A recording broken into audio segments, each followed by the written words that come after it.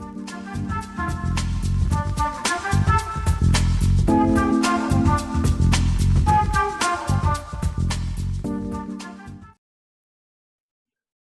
afternoon, John. Hi, Marty. Welcome to the podcast. We had to skip last week because I was traveling. Now I'm stationary again, and good to be back with you.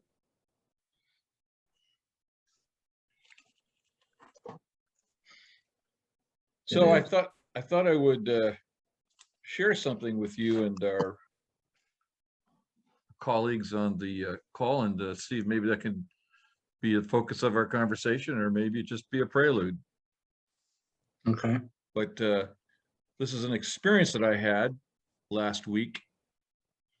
I went through, Wednesday, Thursday, Friday, Saturday, Sunday. I went through 5 days of unshakable angst, anxiety, fear, a state of feeling that was very, very familiar to me from childhood and sporadically throughout my adulthood. And it started when I was confronted with the need to make a decision that was going to affect people, and I recognized that I was afraid to make this decision because my belief was, or my fantasy was, that anything I decided would displease people. Mm-hmm. And that was compounded by an independent decision, or an independent conversation I needed to have in a completely different part of my life, where the same risk was at stake, that I was going to displease somebody. And what I found was, in my mind, I kept finding excuses to put off the actual making of the decision and then following up on it, communicating it. And I realized that this was like the rusty nail conundrum. I realized that the pain that I was experiencing was preferable to the pain I feared would occur if I made these decisions. And it was really quite educational. I can say that now because the storm has passed, but while I was undergoing it, I reached out to folks that are experienced in our work, in the accountability work, and I asked for help. I did the tree, what's the truth here, and I discovered the truth.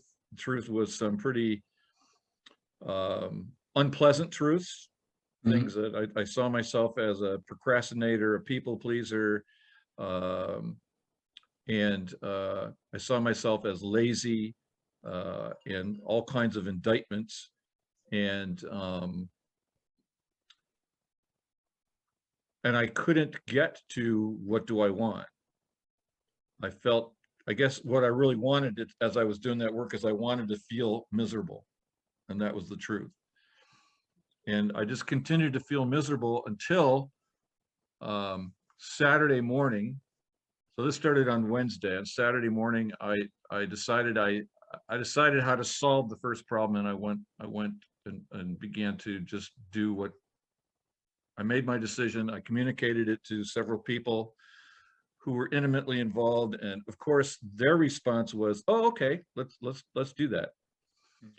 And so I started to do the work of following through on my decision. And then Monday morning, I had to take up the second thing that I was procrastinating on and finding excuses not to do. And I pick up the phone and I called this individual that I didn't want to call, and communicate something I didn't want to communicate. And literally within 2 minutes, we had solved the problem. And the other party was completely cool with the fact that we had to negotiate a different reality. So that was quite an experience. And what I realized was that I was preferring, this was my experience, and I just love your thoughts or reactions. I was preferring this old familiar misery to the potential misery of displeasing people. Mhm. And I also found myself in the solution without realizing it. So the defense was, I'm all alone. I have to take care of, I have to make a decision, and I'll be miserable no matter what. And the truth was, I reached out and I talked to somebody every single day as I marched myself toward making a decision and doing what I needed to do. So I was making myself vulnerable by sharing this information with other people and receiving their loving support, even though that's what the little kid was afraid of getting, loving Mhm. support.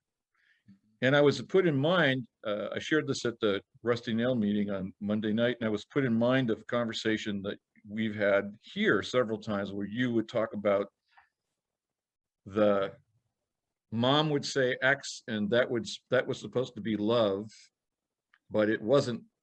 It was something negative. Your experience was I was going to be yelled at or whatever. Right. And that was kind of what was showing up for me, was the love that I wanted was also something I was felt dangerous. And so it was better for me to stay stuck in this excruciating emotional pain rather than ask for love. And yet that's what I did. Mhm. And so I just wanted to share that. I don't know that I could have gone through this in the way that I did if I hadn't been doing this work. Right. Two other things were pointed out to me by one of our colleagues. One is that by being willing to stick with it, being willing to be in the struggle, to be open and honest and still notice that I'm feeling like staying miserable, that's an act of self-love, and it's an act of self-commitment. Because to use the words that we might use, or words that we might use in adult children of alcoholics, the experience I was going through, the old familiar experience, was self-abandonment. And what I was actually doing because of accountability was the opposite. I was creating vulnerability, reaching out, asking for help.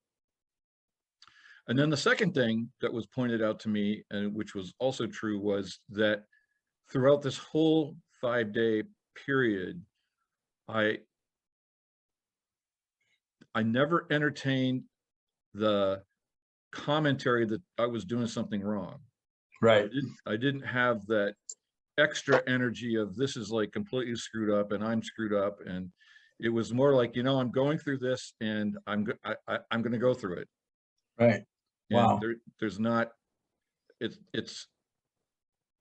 this is difficult to communicate, John. Maybe you can help me, because I think you might be getting what I'm saying, but it's like, normally, not only would there be this angst and so forth, but there would also be the cherry on top of the sundae of self-condemnation for feeling this way.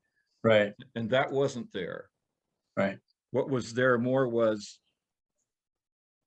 kind of a version of nothing's wrong. And I to give it a word, my word would be acceptance. I'm in this Right. feeling. And for some reason, I prefer it. Exactly. Then no blame, no judgment, Right. no on why am I not getting this? I've been doing this work for maybe Exactly. it's like and just simply staying in the feeling. Correct. And staying in the feeling without blame or judgment is what you were not able to do as a child, and your body knows how to process this. And the things you're learning and things I'm learning and through this recovery and intentional living information is that as I'm going through this, I talk about it, I share it with people. The 3 rules in the family of origin dysfunction is don't talk, don't trust, don't feel. Right. So you did it, all three of those. You talked, you trusted, and you felt. Not better, not good, Right. not how you're supposed to feel or you should be feeling, how you felt. And that's a validation that I'm feeling this. And again, that's what we weren't allowed to do as children. I'm feeling frustration, or whatever the feeling, angst, anger, and we couldn't express it. It's like, I'm going to use my grandson as the example again. Sure. If he doesn't get the second popsicle, he gets to express, I don't like you. That's that. I don't like you. You always say no. You're always mean. And knowing that that's how he's expressing this frustration, I want another popsicle, and he's not getting punished. I simply witness it, stay firm with my no, and he, after a while, he shifts to, let's look up, kid jokes, and let's do this or let's do that, or he goes into the next thing that he's paying attention to, and he's not shamed out of whatever feeling he was feeling, and how he chose to express it as a 5-year-old, which is, I don't like you. So yeah, that's an amazing process. And I stumbled onto this during an episode where I was feeling like, what did I do? I thought they wanted, I did what I thought everybody was asking me to do, and it turned out to be shit. And I simply went into the feeling. It's like, dude, I'm the I'm the guy that started all this. I should know. No, I didn't do that. I simply lay down on my bed and felt the body sensation. For this particular sensation was tingling in my arms and a tightness in my chest. And I just, okay, I'm feeling this. I didn't try to name it. I didn't try to identify it, other than paying attention to it. And in that paying attention to it, it relieved, and I became what I call lucid. And I go, oh, I see how this is connected to that child pain, and how it was I don't know, you triggered, but initiated by this circumstance that I found myself in. And here's the thing, that feeling I had as a child, whether it was frustration or angst or even elation, is the feeling of being alive. Not good or bad, right or wrong, the right feeling of being alive. Frustration is a validation that I'm alive. And when what happened to me as a child, ridicule, humiliation, chastisement, punishment, abandonment, said that feeling is dangerous, don't feel that, shut it down.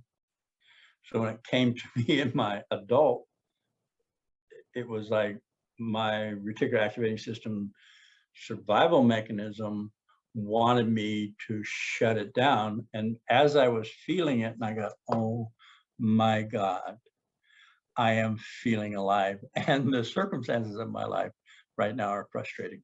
And I'm feeling alive in my frustration. It was like, oh my God, oh my God.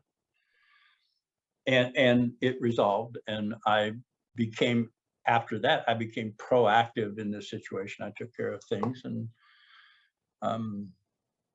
turned out well. Yeah. And in the middle of it, I saw no way in hell I was going to get out of this. I was screwed. Right. I'm going to have to live with this for the rest of my life. And Yep. people are going to be laughing, and this is going to be the butt of everybody's jokes. And no, not at all. So, wow. The last sentence you just said brought this thought to mind, is that experience that I was having, and I suspect the same was true for you, that experience that I was having was an accurate reproduction of the experience I had as a child in my family of origin. Yes. Of frustration, fear. If I don't do it right, I'm going to be I'm going to be harmed in some existential way, some way Yeah. that threatens my existence. Yes. And so I have to figure something out to avoid this. Yes. And so what I noticed is, as I was having that happen, I was coming up with scenarios of of avoidance, none Mhm. of which my adult judgment could say is going to work. Right. So the kid is coming up with, maybe if I do this, or maybe if I look away, it won't be there when I turn my head again. Right. And then Wow. there's the adult going, no, you can't have that. It's not going to Yeah. work. And Yeah. then the little kid says, okay, how about this? Right. And that's what I did as a kid. Yeah. It's like, I have screwed this up somehow. I have got to get myself out of it. And I've got to get myself out of it in a way that does not generate emotional harm to me. Yeah. If it To you. generates emotional harm to other people, okay, that's fine. But it's like, wow, here I am on the cusp of my 70th birthday, and I'm still having a 2, 3, 4-year-old experience as fresh as if it was the first time. Yes. Wow. Yeah. And with a foundation of a body of work that you embodied, that you experienced to settle you into and stay with, instead of automatically going to Right. an avoidance behavior and Right. calling people, feeling it, and trusting that something will shift. And as I was sharing this experience last week with our mutual friend Dan, that's what he said. He said, look at what's going on. Is you are utterly aware of what's happening, and you're allowing yourself to be in it. Yeah. He goes, that's the good news. That's the good news. As I'm sitting there, he says, yeah, that's the good news. Oh yeah. Well, of course, upon reflection, I can see that. I can also see that there were all kinds of lessons and gifts in this experience. And maybe I could glimpse them a little bit while I was going through it. But what occurs to me is that the work that we're doing could be characterized as creating new habits of thought and feeling. And so what I could say, if that's the case, that I actually had those new habits of thought and feeling coexisting with these old habits of thought and feeling. Yeah. For the first time. Yes.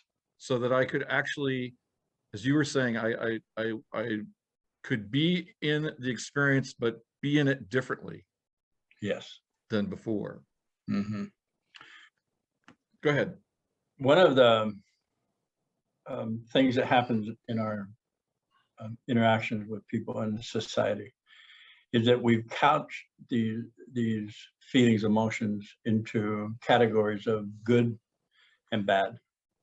And so we're admonished to stay away from the bad, and we're told, how come you're not in the good? It's like, you're an adult, just let it go, be happy. And in that languaging, when I'm feeling frustration, instead of recognizing it as a feeling of being alive, and I'm engaged in my life as it is, which at that time was frustrating, I'm participating in my life. So I see when I hear people say positive emotion, negative emotions, no, my understanding now is that emotions are information sources. They're impersonal. They're just offering me information about where I find myself that I can't pick up with my 5 senses: see, hear, taste, touch, feel. And it's information that's vital to my life force, to my experience of life. I tell people that it is my intent to offer them the information so that they can live a rich, abundant, full, authentic life. What I don't say in there, because it would be something that people would back off of, is that all feeling, it has a richness and abundance in it, including fear, frustration, annoyance, whatever the feeling is. It's simply my experience of being alive where I'm at. And then with all that information, moving towards comfort. If I recognize that I'm feeling hurt lucidly and not judging it as bad, I shouldn't do that, I can simply focus on moving towards joy or happy. If I'm feeling sad and I know it, I can move to resolution, let that come through me, and then move to contentment. It's like, wow. Feelings, emotions are simply information sources.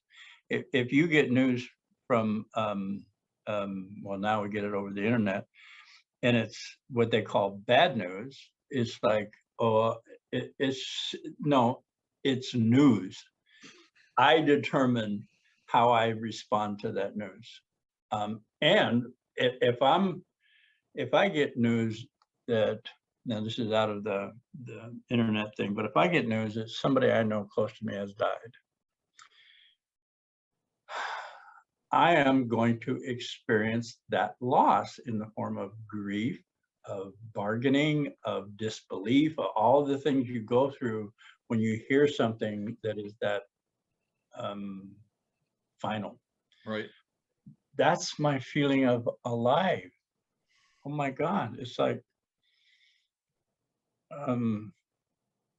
men are accused. I have this list of oppressions that men suffer, and one of them is that they're told that they do not feel deeply, because that's what women do. They feel deeply. No, as a human being, planet Earth, carbon-based life form, biochemical electromagnetic being, I have the capacity to feel deeply. And if you look at the leaders, the gurus, the saints, the avatars, they all had this capacity to feel deeply and weep at what they saw, the tragedy of what they saw, and to move to some kind of proaction in that feeling of recognizing a tragedy, feeling the anger of that unjustness, and then moving towards resolution in mass. It's like, wow. People say, I ask them what they want, and they say, well, I want to be present. Well, I want to check your life right now. Your present right now sucks because it's full of depressing things. So if you really want to be present and your life is depressing, you will feel depression. You will feel angst. You will feel the results of where you find yourself. That is, in my experience, living a rich, abundant, full, authentic life. And not that everything in my life is tragic, and I can feel deeply. So when my grandson comes running up to me and I see his little sparkly face, and I can feel the love for him and what he's deeply. And it's yeah, so wow. I was thinking of the conversation we had here a number of weeks ago. We talked about we were talking about nothing's wrong. Mm-hmm. And your codicil to that, or your addendum to that, was nothing's wrong and it can hurt. And it can hurt. Yeah. And that's kind of a version of what you were just saying, that yeah. And we can recapitulate this now, maybe in this kind of way, that life has all of it. It has the ups, the downs, it has the ins, the outs, it has the sads, it has the joys, it has the highs, it has the lows, and it's all part of being a human being. Yes. And that we have the conscious access to this range of experience that is an evolutionary advance over our mammalian cousins, Yes. all of whom have limbic systems and experience emotions also, but they don't have the capacity to reflect on them. Right. And they don't then have the capacity to create intentions so that their experience of them can be much more fulfilling, because we can bring these into alignment with what we're doing here on the planet. Mm-hmm. I can actually create an intention to have my life experience serve whatever it is I'm choosing to do, however it is I'm choosing to express in the moment. Mm-hmm. We had a conversation recently about this book that I've been writing, which I believe you've finished reading, Mm-hmm. and it's called Creating Our World. And a lot of what I'm seeking to do in that book, as I've shared before, is to integrate what I've learned from you with what I've learned from the integral evolutionary thinker Ken Wilber. Mm-hmm. And what among my hypotheses is that all of this work that we're doing has an evolutionary progressive purpose. There's, I'm in the middle of it last week, so, screw evolutionary progressive purpose, but Mm-hmm. our capacity to reflect and to set intentions and to be intentional has an evolutionary advantage over the previous way of being, where that wasn't present. For all life forms up until human being, that intentional capacity wasn't present. Now, all of a sudden, human being, Homo sapiens, comes along 40,000 years ago or so, and for the first time ever, at least as far as we know on planet Earth, and possibly for the whole galaxy, who knows? We don't know about that. But at least for the first time here, there is the capacity to reflect and name the experience that's happening. And that's nothing that had ever existed before. Mm-hmm. And now here we are, a mere 40,000 years later, which in an evolutionary time scale is nothing. I don't even know if it's a blink of the eye compared to the 3.5 billion years life has been around on the planet. Mm-hmm. But here we are.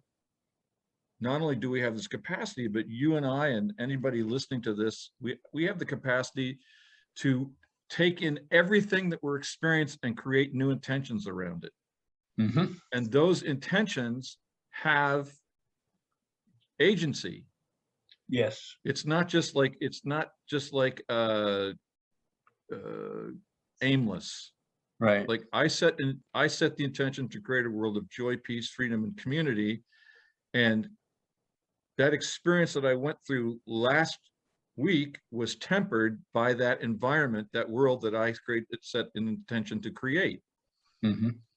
So I was able, through this power, and I use terms like, and my higher power is the delivery mechanism. Who knows how that actually works? I don't. Mm-hmm. But I know it works. And I know that it's not something that I do all by myself. Mm-mm. So this is what we're engaged in here, just to pull the camera back a little bit, is we're actually engaged in deepening the evolutionary reach of consciousness. And it may be the case that there's all kinds of similar species scattered throughout the whole universe doing similar things. We just don't know yet. We don't have the empirical evidence, but we could certainly infer, based on what we know about science and what we know about the universal laws of conservation of energy, et cetera, that it's probably highly probable that there's people like you and me having similar conversations hundreds of thousands of light years away from here. Yes.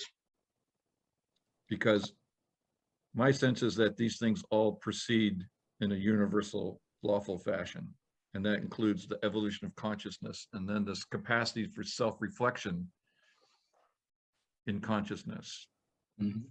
And then I bring it back down to accountability. So, okay, that's a nice highfalutin thing, and that's really wonderful. So, how do I want to be right now? And so what I love about the accountability, and that was my insight of how your work and Ken Wilber's work actually can be explained as a single activity, is that the activity that I do through accountability, or you do, or anybody watching this does, is not merely for this individual, but it's also for all of us at the same time. Yes. That we're doing something universal, even though it feels personal. Mm-hmm. Mm-hmm. My my state of being when I first got into recovery, and I want to say years after I got into recovery and was sober, was limited to my sphere of concern was limited to me, my truck, my gun rack, and stay away. So that You forgot the beer. Yeah, and the beer, yeah. Oh no, that was after and recovery. Okay, sorry. yeah, well, before and after. So my sphere of concern now is global. My particular evolution in, I don't know how you, enlightenment or capacity to feel or be compassionate and love, has increased logarithmically based on my willingness to look at myself, and specifically, and then create this accountability tree process where I'm breaking the chains that were binding me. I created the change that binded me through my perception of what happened to me as a child. Gabor Mate says, it's not the trauma that's the problem, it's what happened after the trauma, my perception that I created and belief system about the trauma. And that put me in my own personal prison. People are not trustworthy. People will stab you in the back. Be a good guy. Be a good guy. Don't be a bad guy. And all this led me to more constricted isolation and aloneness and immersion into alcohol. And wow, yeah, it's happened in my life. It has quickened. I don't know. I like that word, quickened, through this process of introspection. And it's like, I know a lot of people may say, if it works for me, it'll work for anybody. It's like, I was so lost. And to even imagine you and I having this conversation at this level was not even in my scope of awareness. And it is now what I manifest is, okay, from say 1988 to today, I have grown light years from where I was. Exactly. And one of the things that we can derive from that, we could turn that into a rule and say that if that's true, if from 1988 till now, I have this exponential deepening of my consciousness, therefore, looking into the future, I know there's more deepening to come. Yes. Yeah. Yeah. It's an equation. If I was here and I did this and I find myself here, stands to reason if I do this again, I'm going to find myself in a different level. Right. So yeah, absolutely. It's one of the truisms of the great spiritual practitioners of the past and the present, is that this is what Ken Wilber says: they all started at zero. They all started as infants with infant consciousness. Mm-hmm. They did not start as infants with divine consciousness. The divine consciousness was there as a potential, but it had to be realized through the practice, through the agony, through the, how many years did the Buddha drag his ass around North India trying to find the solution to suffering? Mm-hmm. And all the crazy things that he did. And every one of them, or none of them worked. And how many years did he put up with that until he just sat down and said, I can't find enlightenment. I'll let enlightenment find me. Mm-hmm. And then one day he woke up. Mm-hmm. But he wasn't born awake, is my point. Right. And, yeah. And Jesus wasn't either. And Lao Tzu and all these guys, Baha'u'llah, the founder of the Baha'i, the guru who started the Sikh religion. I mean, all of these guys, Abraham, Moses, they all had to go through life. They had to have these experiences of hardship and struggle and just being human. Just like all of us. In my experience of this, the only way I can wrap my mind around it is that I was graced with a specific information, and that's not, I don't know if I'm saying it right, but I was graced with this insight. And I was graced with it as I had my head down going through my life the best way I knew how, which was sometimes bungling and sometimes bully, and then all of a sudden it's like, oh my God, no, or I'm going to a meeting, and there's a plethora of incidences that led me to walking into 12-step, or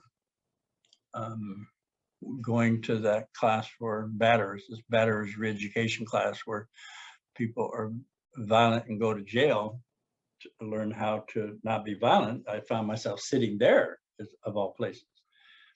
That was a big one, by the way, when I heard him explain, first you got to know what you are. And if you're in my class, I just want you to know this is a class for violent men. If you're not a violent man, you're just simply in the wrong class. You can leave.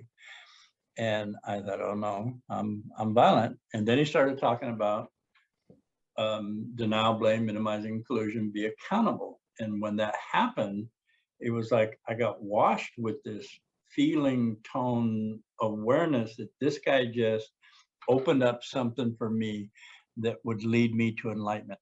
I couldn't put it other than the feeling, oh my God, I'm going to pay attention to this. And here I am. So, yeah.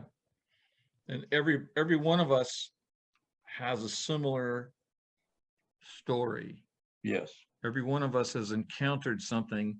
But what I was thinking as you were sharing that also is that somehow a mechanism that we don't understand yet, we may never understand it, but somehow the species is seeded with people who are drawn to this work. Mm-hmm.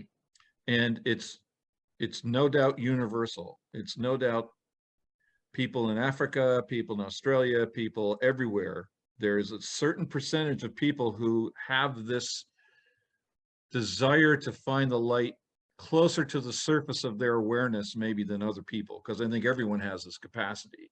It's a universal human capacity, but some people are drawn to it more than others, just like some people are more musical than others, or some people are more athletic than others, or some people are more mathematical than others. Yeah. Some people are more enlightenment driven than others. Yep. And we know from our work that many are called, but few are chosen. As Jesus said, many get called to this, but to do the work requires a level of discipline and commitment that's, it's not really something our culture supports. And so those of us doing this work who stick at it have some level of drive that is powerful enough to push against the culture. Right. And of course, part of what we do here is we find each other. So that's one of the reasons we do this podcast is to help others discover others like themselves and connect with them. And And then as we're then in these new communities, then we create a new, create a new cultural support through the networks of recovery. Mm-hmm. And so, you know, at any given moment, John, I don't know if anyone's ever done an estimate of how many people are in a 12-step meeting today around the world, but it's at least hundreds of thousands, if not millions. And that's that network of people pushing against the culture, seeking to become healed so that they can become authentic, so that we can become authentic and we can live the life that we're here to live. Yeah. Yeah. Spiritual seekers. Yeah. Yeah. So for the spiritual seeker who's here for the first time, John, would you be willing to give a brief summary, just what the heck this accountability thing is all about? What are we doing here? Yeah, I was working at Sacramento County Jail in a violence intervention group with inmates that had been convicted of either a violent crime, domestic violence, and were serving time. So they were required to go to a violence intervention program. And I facilitated violence intervention programs for a while, and then developed my own group alongside this, which was a process group to help them talk about what they were hearing us say. And in that process group, I developed a material that's now called Intentional Living Accountability Tree Practice, where I just own the behavior without blame or judgment. Where one of the things that happened to me in the jails, I don't know if it was Folsom Prison and or at the Sacramento County Jail, is that this guy was convicted of extortion or stealing money from a company. Well, his response was, wow, that was a relief. And he's spending 10 years in jail, and the guy's feeling relief. So that Relieved that he was in jail? Relief that he didn't have to cover up that he was a Got thief. it. Yeah. Got it. They had, but see, that does not make sense in the normal way of thinking. No. Because the guy's supposed to be a criminal and not worth anything, and Right. lock him up, throw away the key. And yet he was having this human experience of actually finding relief from saying the truth about what he did. Okay. Well, that's what happens in the accountability tree process, what I've learned. And the example I give for myself is going to an AA meeting, hearing myself say, hi, my name's John, I'm an alcoholic, which is simply stating the truth of where I find myself, no blame, no judgment. And then having this body sensation, and then the thought, I'm coming back, all happen. So I took that experience in my violence intervention program and process groups. I discovered that if I get to the end result of my family of origin trauma, because I was going to 12-step adult children of alcoholics, where we focus on family of origin dysfunction. And we knew that this dysfunctional place of our family created this list of behaviors, which like fear of authority figures, fear of criticism, confusing love and pity. And there's 14 of them, and that they were just simply in alignment with the trauma. Well, I took that into the jail, and these guys were what we call the worst of the worst, or the worst of the worst. And we expected them to feel guilty, remorse. And instead of doing that, I asked them, would you be willing to own that either you're arrogant, entitled, mean, controlling, or needy, and which are a direct result of childhood trauma, and just simply state, I'm arrogant, or I'm a bully, or I'm a wannabe, whatever it was that they didn't want to admit to. And the relief that they found in that statement, no blame, no judgment, offered them insight into what they wanted instead of what they had. So it is my intent, I'm a bully, it is my intent to be kind. And they found themselves curious in my group, shifted their attitude and posture in my group, and were engaging. And I could see the growth in them over a period of time. And they could see the growth in themselves, Right. and wanted more. So it became an accountability practice of, I call it the accountability tree: tell the truth, no blame, no judgment. And the truth is, based on my childhood trauma, I came up with this characteristic. We call it character defect. And then owning this without blame or judgment validated the childhood trauma. And this is all frequency, non-rational, intuitive. And then I felt something and said, and then watched them feel something and then say, it is my intent to be kind. It is my intent to live an authentic life. It is my intent to be free. And then them actually manifesting it in their lives.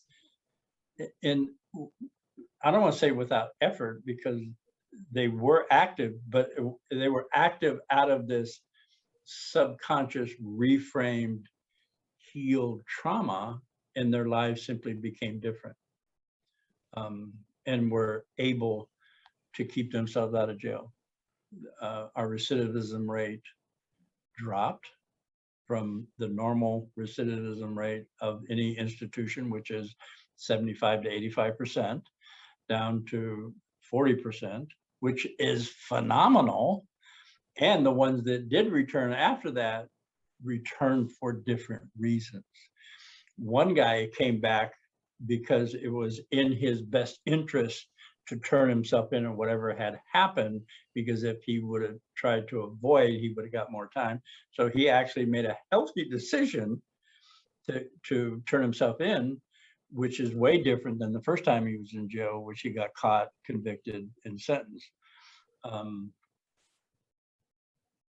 don't know if I answered the question. Accountability practice, no blame, no judgment, is simply saying where you find yourself, knowing that it was the impetus for this, whatever it is, character defect, was planted in your childhood in trauma, and your perception, belief, pattern of behavior is in alignment with that. It validates, creates this lucid moment where I say, or they say, it is my intent to be kind. If I own I'm mean, it is my intent to be kind. And the behavior, the attitude, the internal shifts significant, demonstratively. So I have a question I don't think I've ever asked you, but this might be something that somebody hearing you for the first time might ask is, okay, how is acknowledging that these behaviors that I have are originated in childhood trauma, how is that different from, or is it different from, blaming my parents for my problems? It separates me from my behaviors. Behaviors in our society, we attach who we are to the behavior. And it's like, and the Bible says, you'll know them by their works. So if their works are larceny, then they're larcens, they're thieves, they're liars. Okay, that's an indictment of self being. No, my behavior is in alignment with trauma. Is reasonable for me to lie without blame or judgment. I can see that this was a survival technique, which turned into my adult life to be a character defect, still motivated through the childhood trauma. If I own the character defect, the childhood trauma was relieved, validated, healed, and I could ask for or state what I wanted instead of where I found myself. So it's a matter of, well, our judicial system is, if you have this behavior, you spend this much time. Well, that's an indictment of being. It's not a, we call our institutions of rehabilitation. Well, no, they're not. They're institutions of punishment. And people who are worthless deserve punishment. People who do heinous acts are worth punishment. So the punishment resubstantiates the trauma, which creates more, and then they get out of jail and do it again, and we go, see, they're not good people, and we miss the whole point. And this for me, saying I mean, knowing where it came from, and said, it is my intent to be kind, I separate my essence from the behavior. And I can live, I can be this essence and have this behavior. If we come up to a wounded animal, say a wounded dog, it's got a broken leg, we don't just go in there and say, shut the fuck up, let me fix your leg, and grab the dog's leg. We approach that with caution, but we don't blame the dog. The dog, you know what I mean? We don't blame the dog for lashing out because it's got a broken leg. Well, emotional trauma hurts. It's devastating. Yet we blame the person for having been traumatized. That's insidious. And then build a whole language around how bad this person is and what we need to do and how many jails we need to build to house all these bad people, when, oh my God, no. No. So it's a matter of separating. Well, in my instance, I am not my behaviors. I've done some pretty heinous behaviors. That is not who I am. And I can shift, change, do different behaviors from the essence of who I am.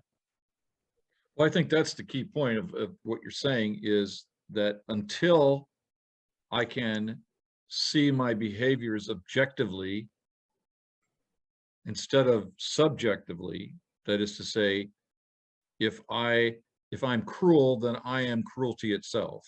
Right. Until I can see I behaved cruelly, I can't create a different behavior. Right. Because exactly. I'm identified as that. Mm-hmm. The behavior and I are one. Mm-hmm. I know sometimes this language gets a little obtuse, but I'm trying to see if I can find another way to say this. I think of myself as a thief, mm-hmm. or I think of myself as a molester, or I think of myself as a renegade, whatever it is. Mm-hmm. And then my behaviors reflect that because that's who I am. Yeah. As opposed to, I am that clean soul that was born without any behaviors yet, except maybe, pooping and pissing and crying and eating. Right. Mm-hmm. And that's who I am. Mm-hmm. I'm that beautiful little soul that was born innocent and whole and healthy and complete. And I learned behaviors as a result of the circumstances I encountered once I was born. Mm-hmm. Go ahead. So the work here for me has been not only separating my identity of who I am from my behaviors, but actually seeing that who I really am as a creator who can create any behaviors based on intention, mm-hmm. based on what do I want. Mm-hmm. So for me, that's the point of all this. It's got nothing to do with what my parents did. It's not, if I'm in no blame, no judgment, I don't hold them responsible for me, even though they did these behaviors. Yeah. They perpetrated these behaviors and these were the results. I, just like my parents, am a creator, and I have the capacity to create my life consciously. Yes. And so for me, what accountability is the process of becoming conscious of who I am by, first of all, identifying my behaviors. Yeah. As behaviors. Oh, this is what I did. And that's the no blame, no judgment element of this work. I, just to use the example that we started the conversation with, I was upset and angry and scared And what was the truth? The truth was I didn't want to displease anybody. Mhm. That was the truth. Mhm. And so once I could go with that, I discovered other truths that I was hiding from myself. And then I was okay, that I realized I was in the truth. Like I said, it took me some time to work through it, but I was no longer identified as what my experience was. I was having this experience. Yes. And that gave me the capacity to ask for help, to not do the things I would have done in the past, to not behave in the same automatic ways that the trauma would have had me do. Mm-hmm. But now I have this option and I took advantage of it. And this is the possibility for any of us. Yeah. So anybody who's listening to this for the first time or this early on in this work, what we're all about here is identifying who we really are by disidentifying first from our behaviors. Mm-hmm. And that causes emotion. Mm-hmm. Mm-hmm.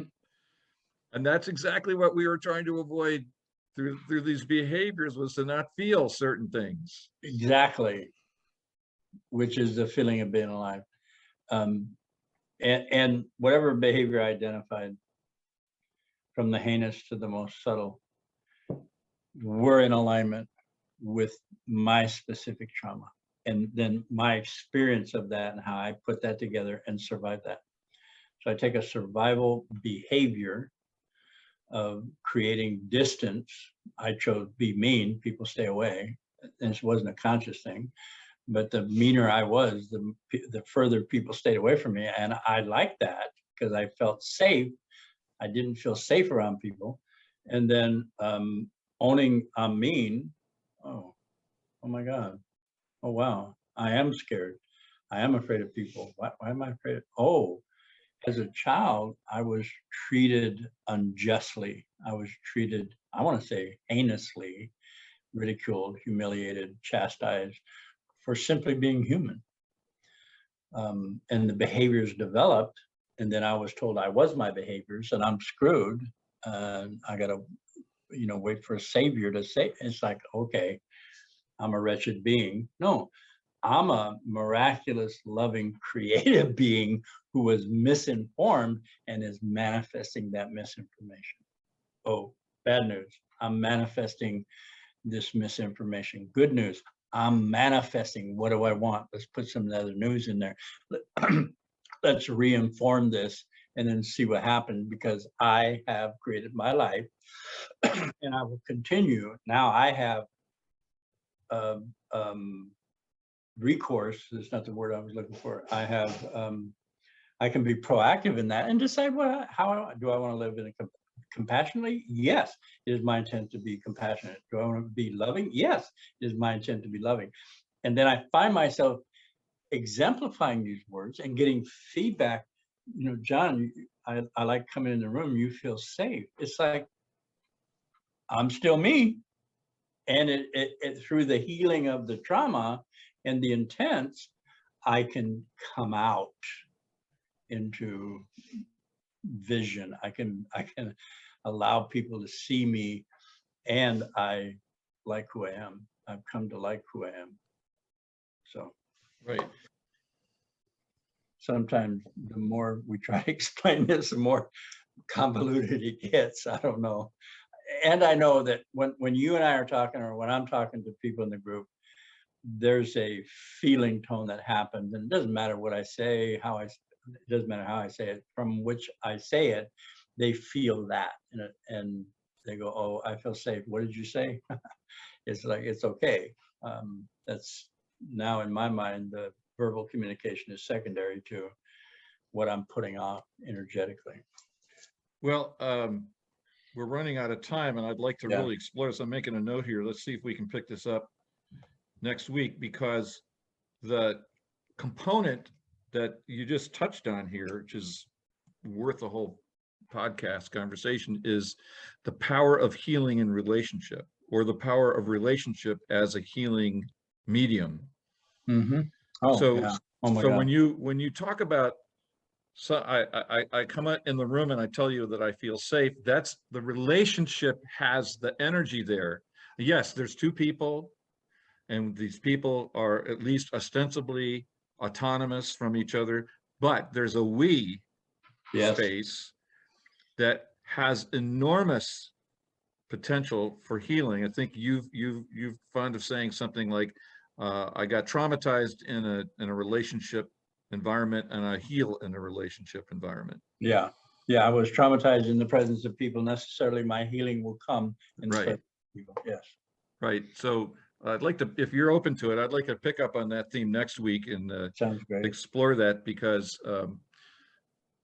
it comes down to the basic truth about every human being is that we just want to be loved, Mm-hmm. and love is a relational activity.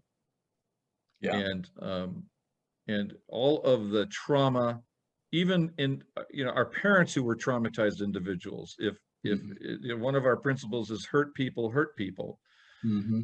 So to the extent that your parents belittled you, ridiculed you, abandoned you, gosh knows what happened to them Right.